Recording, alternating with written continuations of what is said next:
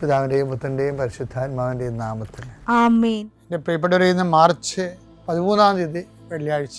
അമ്മേ പരിശുദ്ധ അമ്മേ, അമ്മേ പരിശുദ്ധമേ, ദൈവമാതാവേ, കൃപാസനത്തിലൂടെ ഞങ്ങൾക്കും ഞങ്ങളുടെ ദേശത്തിനും അമ്മ മധ്യസ്ഥം തേടി തന്ന എല്ലാ അനുഗ്രഹങ്ങൾക്കും കൃപകൾക്കും ഞങ്ങളിപ്പോൾ ഹൃദയം നിറഞ്ഞ നന്ദി പറയുന്നു. അമ്മേ പരിശുദ്ധമേ, ദൈവമാതാവേ, 2004 ഡിസംബർ 7 ഉച്ചകഴിഞ്ഞ് 2:30 കൃപാസനത്തിൽ സംഭവിച്ച അമ്മയുടെ പ്രത്യക്ഷപ്പെടലിനെ കുറിച്ച് തിരുസഭയ്ക്ക് സമർപ്പിച്ചിരിക്കുന്ന പഠനരേഖകളുടെ മേൽ സഭാത്മകമായ പഠനം ആരംഭിക്കുവാൻ ഞങ്ങൾ പ്രാർത്ഥിക്കുന്നു.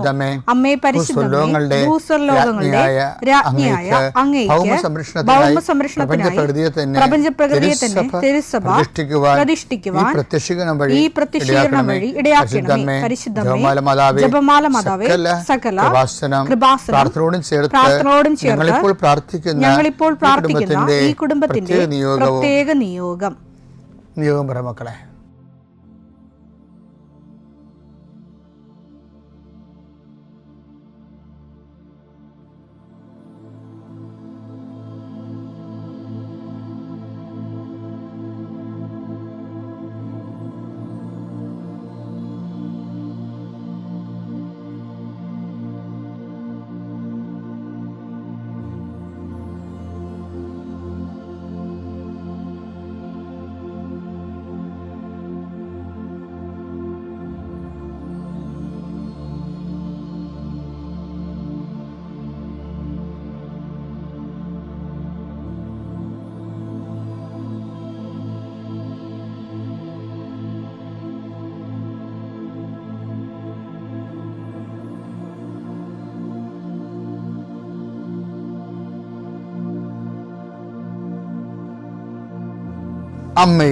അമ്മയുടെ പ്രത്യക്ഷീകരണത്തിന്റെ ഈ അനുഗ്രഹവേളയിൽ ഞങ്ങൾക്ക് സാധിച്ചു തരുവാൻ കനിയണമേ. ആമേൻ. വിശ്വാസ പ്രമാണം. സർവശക്തനായ പിതാവും ആകാശത്തിന്റെയും ഭൂമിയുടെയും സൃഷ്ടാവുമായ ദൈവത്തിൽ ഞാൻ വിശ്വസിക്കുന്നു. അവിടുത്തെ ഏകപുത്രനും ഞങ്ങളുടെ കർത്താവുമായ ഈശോമിശിഹായിലും ഞാൻ വിശ്വസിക്കുന്നു. ഈ പുത്രൻ പരിശുദ്ധാത്മാവിനാൽ ഗർഭസ്ഥനായി കന്യകാമറിയത്തിൽ നിന്ന് പിറന്ന് പൊന്തിയോസ് പീലാത്തോസിന്റെ കാലത്ത് പീഡകൾ സഹിച്ച് കുരിശിൽ തറയ്ക്കപ്പെട്ട് മരിച്ച് അടക്കപ്പെട്ട് പാതാളങ്ങളിൽ ഇറങ്ങി മരിച്ചവരുടെ ഇടയിൽ നിന്ന് 3-ാം നാൾ ഉയർത്ത് സ്വർഗത്തിലേക്ക് എഴുന്നള്ളി സർവശക്തിയുള്ള പിതാവായ ദൈവത്തിന്റെ വലതുഭാഗത്തിരിക്കുന്നു. അവിടെ നിന്ന് ജീവിക്കുന്നവരെയും മരിച്ചവരെയും വിധിക്കുവാൻ വരുമെന്നും ഞാൻ വിശ്വസിക്കുന്നു. പരിശുദ്ധാത്മാവിലും ഞാൻ വിശ്വസിക്കുന്നു. വിശുദ്ധ കത്തോലിക്കാ സഭയിലും പുണ്യവാന്മാരുടെ ഐക്യത്തിലും പാപങ്ങളുടെ മോചനത്തിലും ശരീരത്തിന്റെ ഉയർപ്പിലും നിത്യമായ ജീവിതത്തിലും ഞാൻ വിശ്വസിക്കുന്നു. ആമേൻ. സ്വർഗ്ഗസ്ഥനായ ഞങ്ങളുടെ പിതാവേ, അങ്ങയുടെ നാമം പൂജിതമാകണമേ. അങ്ങയുടെ രാജ്യം വരണമേ. അങ്ങയുടെ തിരുമനസ് സ്വർഗത്തിലെ പോലെ ഭൂമിയിലും ആകണമേ. അന്നു വേണ്ടുന്ന ആഹാരം ഇന്ന് ഞങ്ങൾക്ക് തരണമേ. ഞങ്ങളോട് തെറ്റ് ചെയ്യുന്നവരോട് ഞങ്ങൾ ക്ഷമിക്കുന്നത് പോലെ ഞങ്ങളുടെ തെറ്റുകൾ ഞങ്ങളോടും ക്ഷമിക്കണമേ. ഞങ്ങളെ പ്രലോഭനത്തിൽ ഉൾപ്പെടുത്തരുതേ, തിന്മയിൽ ഞങ്ങൾ രക്ഷിക്കണമേ. ആമേൻ. നന്മ നിറഞ്ഞ മറിയമേ, സ്വസ്തി. കർത്താവ് അങ്ങയുടെ കൂടെ സ്ത്രീകളിൽ അങ്ങ് അനുഗ്രഹിക്കപ്പെട്ടവളാകുന്നു. അങ്ങയുടെ ഉദരത്തിൻ ഫലമായി ഈശോ അനുഗ്രഹിക്കപ്പെട്ടവനാകുന്നു. പരിശുദ്ധ മറിയമേ, തമ്പുരാന്റെ അമ്മേ, പാപികളായ ഞങ്ങൾക്ക് വേണ്ടി ഇപ്പോഴും ഞങ്ങളുടെ മരണസമയത്തും തമ്പുരാനോട് അപേക്ഷിക്കണമേ. ആമേൻ. കർത്താവേ, നിന്റെ ഉന്നതമായ നാമത്തിന് സ്തോത്രം ചെയ്യും. കർത്താവേ, നിന്റെ വിശുദ്ധ പൗരോഹിത്യത്തെ മഹത്വപ്പെടുത്തണമേ. കർത്താവേ, സഭയിലുള്ള സാന്നിധ്യം പ്രകടമാക്കണമേ. 40 വർഷം അർപ്പിച്ച കുർബാനയുടെ യോഗ്യതയാൽ കൃപാസ്ഥാനത്താരെ ജീവനോടെ പ്രത്യക്ഷപ്പെട്ട പരിശുദ്ധ അമ്മയുടെ പ്രത്യക്ഷീകരണ സ്ഥിരീകരണത്തിനായി ഇന്ന് കൃപാസ്ഥാനത്താരെ നടക്കുന്ന 10,000-കണക്കിന് മനുഷ്യരുടെ പ്രാർത്ഥനയോട് കൂടെ ദൈവവേദലെ ഞാൻ നിന്നെ ഈശോനാമത്തിൽ ആശീർവദിക്കുന്നു. മാതാവിൻ്റെ പ്രത്യക്ഷീകരണത്തിൽ ഇന്ന് വരെ നടന്നിട്ടുള്ള എല്ലാ അനുഭവ സാക്ഷികളുടെയും സാക്ഷ്യങ്ങൾ നിനക്കും ഈ നിമിഷം നിൻ്റെ ഏറ്റവും വലിയ സങ്കടകരമായ അവസ്ഥകളെ അതിജീവിക്കാൻ ദൈവം നിന്നെ സഹായിക്കട്ടെ എന്ന് പ്രാർത്ഥിക്കുന്നു. നീ ഭയപ്പെടുന്ന വ്യക്തികൾ, നീ സങ്കടപ്പെടുന്ന കാര്യങ്ങൾ, നീ എന്ത് ചെയ്യും, എങ്ങനെ അതിജീവിക്കും എന്ന് വേദനിക്കുന്ന വിഷയങ്ങൾ, അതിൻ്റെ മേലെല്ലാം കർത്താവിൻ്റെ ആത്മാവ് പ്രവർത്തിക്കട്ടെ.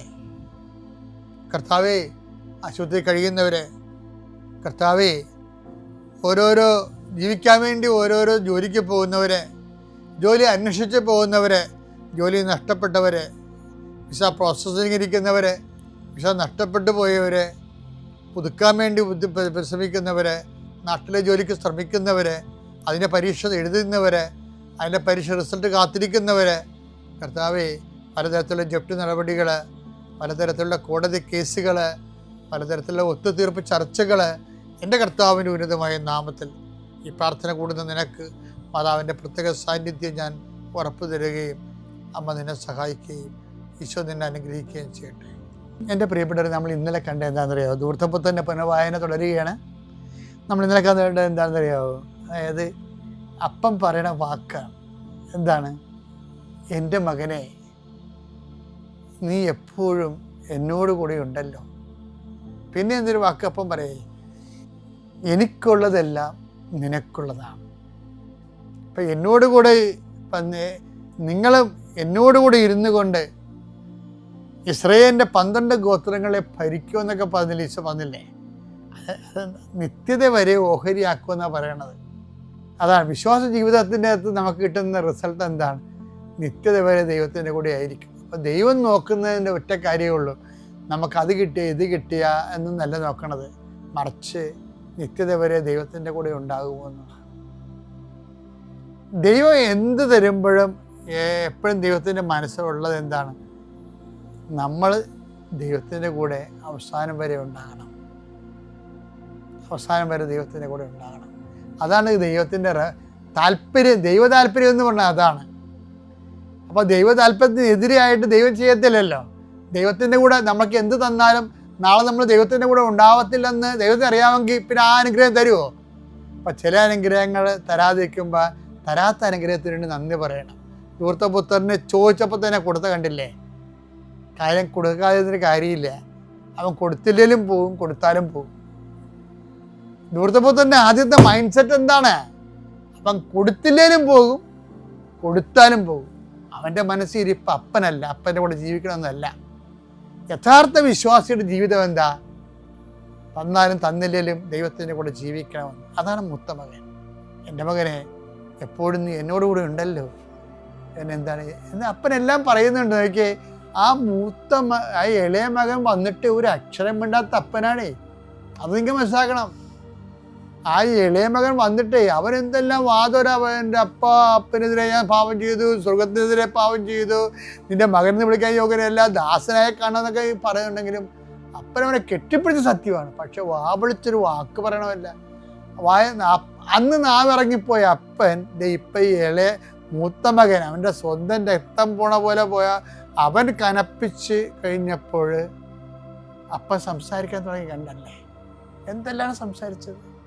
എൻ്റെ മകനെ, എപ്പോഴും നീ എന്നോട് കൂടെ ഉണ്ടല്ലോ. പിന്നെ ഒരു വാക്ക് പറഞ്ഞ്, ഏത് കൊടുത്ത കാളക്കുട്ടി കൊടുത്ത് കൊന്നാലും, ഏത് മോതിരം കൊടുത്താലും, ഏത് ചെരുപ്പ് കൊടുത്താലും നിനക്കുള്ളത് നിനക്ക് തരുമെന്നല്ല പറഞ്ഞത്, എനിക്കുള്ളതെല്ലാം നിനക്ക് തരുന്ന. കർത്താവിൻ്റെ കഥ എന്തും ബാലൻസ്ഡ് ആണെന്നറിയാമോ? ദൈവം ഒരിക്കലും അനീതി ചെയ്യത്തില്ല. അത് എപ്പോഴും ഓർത്തേക്കണം. ഇന്ന് കൈ കിട്ടണില്ലെന്നേ ഉള്ളൂ, നാളെ വരപ്രസാദമായി ദൈവത്തെ തന്നെയായിട്ട് നമ്മുടെ കയ്യിലേക്ക് അവൻ അത് അമർത്തിക്കുരുക്കി നിറച്ചളന്ന് കൃപയവൻ നിൻ്റെ മടിയിലോട്ട് ചെയ്യും. അപ്പോൾ ഇന്നലെ പ്രത്യാശയോടെ ജീവിക്കാൻ മുൻപ് കാലം നമ്മളെ സഹായിക്കണം. പിതാവിൻ്റെയും പുത്രൻ്റെയും പരിശുദ്ധാത്മാവിൻ്റെ നാമത്തിൽ.